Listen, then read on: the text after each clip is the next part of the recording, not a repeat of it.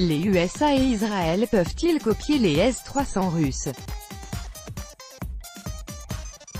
Le système de protection de données des S-300 et les mesures de contre-espionnage ne permettront pas aux États-Unis et à Israël de copier les technologies de ce système russe, a indiqué le directeur du Centre d'analyse du commerce d'armes, Igor Korotchenko, sur fond d'informations sur des fuites technologiques possibles des S-300. Les États-Unis et Israël ne pourront pas obtenir ou copier les technologies du système russe S-300, est convaincu le directeur du Centre d'analyse du commerce d'armes, Igor Korotchenko.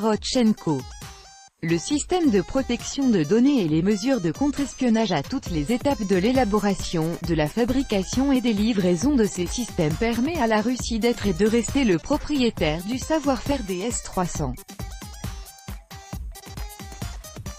C'est pourquoi, toutes les spéculations voulant que des technologies aient fuité vers Israël et les États-Unis ne sont que de l'intox, a-t-il déclaré au centre de presse de l'agence Rossiya Segodnia lors de la table ronde sur la livraison de ces systèmes en Syrie.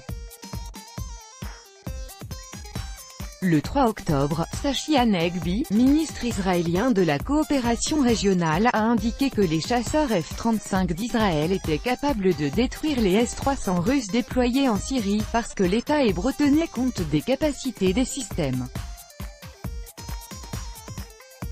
La même considération a été exprimée par le portail The Drive qui a annoncé que les forces aériennes israéliennes s'étaient entraînées à combattre les S-300 grecs.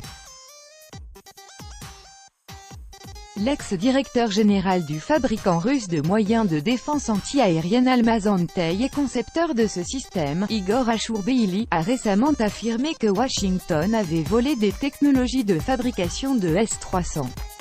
Le ministre russe de la Défense, Sergueï Shoïgu, avait annoncé le 2 octobre que la Russie avait achevé de livrer des systèmes S-300 à la Syrie et qu'elle avait remis au pays 49 équipements militaires, ajoutant que les spécialistes syriens seraient formés au maniement de ces systèmes au cours des 3 prochains mois. La livraison des S-300 à la Syrie est intervenue après la destruction le mois dernier d'un Il-20 russe par la défense anti-aérienne syrienne lors d'un raid de l'aviation israélienne. Moscou accuse les forces aériennes de l'État hébreu d'avoir provoqué le tir ayant touché l'appareil russe.